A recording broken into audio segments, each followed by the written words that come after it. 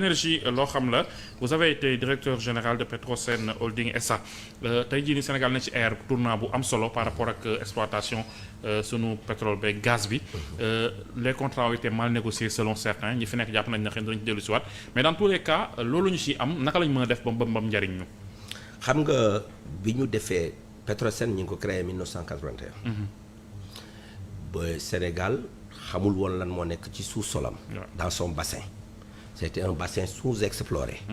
te amuñu moyens yi ñu ko defee parce que c'est une industrie hautement capitalistique.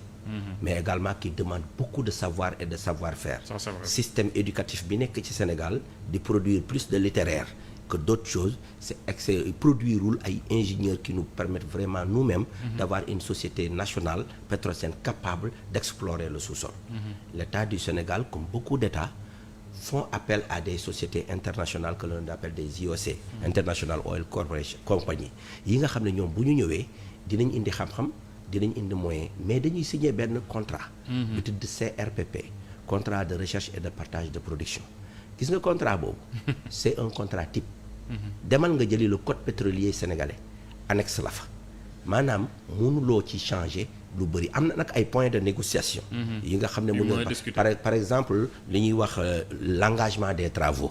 Par exemple le partenaire peut dire je vais acheter des données sismiques, des données 2D, des données 3D pour mieux regarder, savoir est-ce qu'il y a ensuite si je vois des traces d'huile, d'hydrocarbures, je vais faire un puits un puits d'explos. Et quand je fais un puits d'explos, je trouve de l'huile, je vais faire des puits d'appréciation. Et si je fais des puits d'appréciation, je me rends compte que s'il y a de l'huile, il y en a assez et que le projet est bancable, je vais dire à l'État du Sénégal, on peut prendre la décision finale d'investissement. Et en prenant la décision finale d'investissement, l'État du Sénégal peut monter dans le capital de la société de développement. En prenant par exemple pour le cas de GTA, on est à 18%. Pour le cas de Sangomar, on est à 20%. Mais c'est énormément d'argent. Quand tu montes à ce niveau-là, il faut également mettre du cash.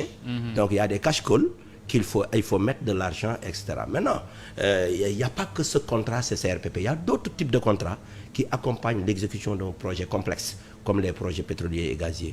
Peut-être que ces projets, il s'agit de ces projets qu'il faut regarder, et ces contrats. Mais dans tous les cas, man parfois damay jaaxle ba ci kanamu yàlla li tax may jaaxle ba ci kanamu yàlla mooy il y a des droits. La société nationale elle-même elle a des droits. L'État du Sénégal a des droits parce que tey par exemple boo jëlee ci Sangomar bi gën a simple nga xam ne ñaari partenaires rek ñoo ci nekk muy Petrosen ak Woodside, mais Woodside moom mooy opérateur mooy doxal. L'État du Sénégal signé ak ñun li ñuy tuddee CRPP, un contrat de recherche et de partage de production.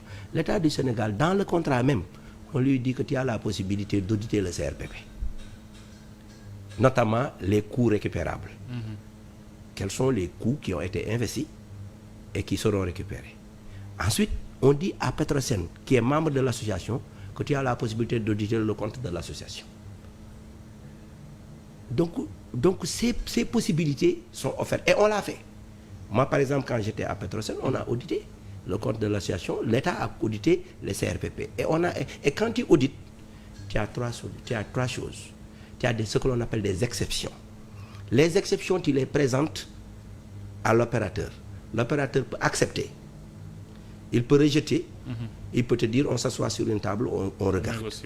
Et l'objectif que l'État ou Petrosen a en faisant ces audits-là, c'est de diminuer les coûts. Parce que plus tu diminues les coûts, mieux tu as du profit à partager. Donc aujourd'hui, qu'est-ce qu'on cherche? C'est plus de profit pour l'État du Sénégal.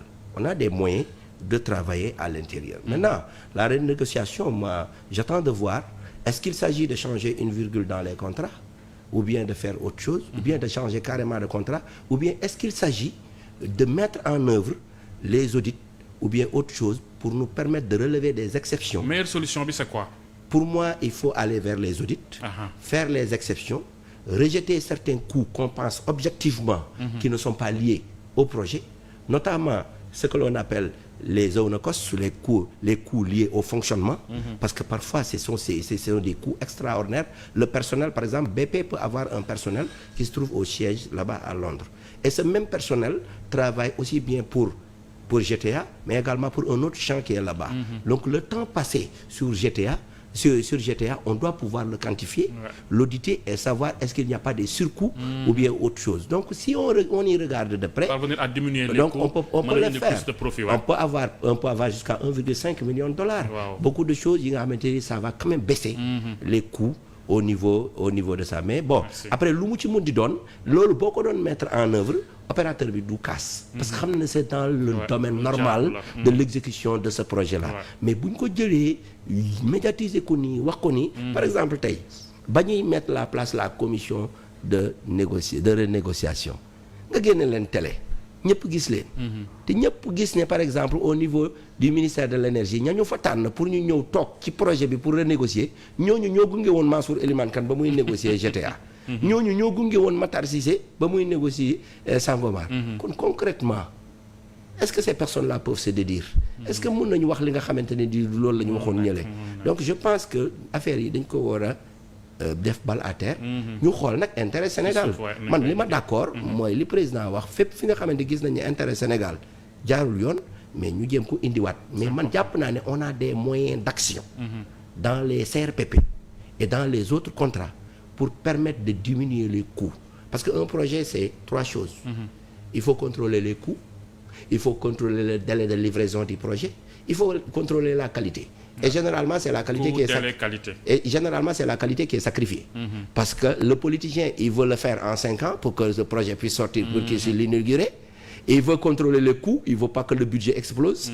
Et dans ce cas, c'est la qualité qui risque d'en souffrir généralement. Donc, quand tu contrôles un projet, ce sont ces 3-là qu'il faut contrôler. Il ne faut pas que les coûts explosent, il faut que ça dépasse le délai. Qu'on passe 12 ans à construire un lycée à Gossas, mais également il faudrait que ce soit de la qualité, qu'on ne dégrade pas l'ouvrage. Donc ce sont ces éléments-là vraiment qu'il faut regarder. Mais il faut qu'on revienne à la sérénité.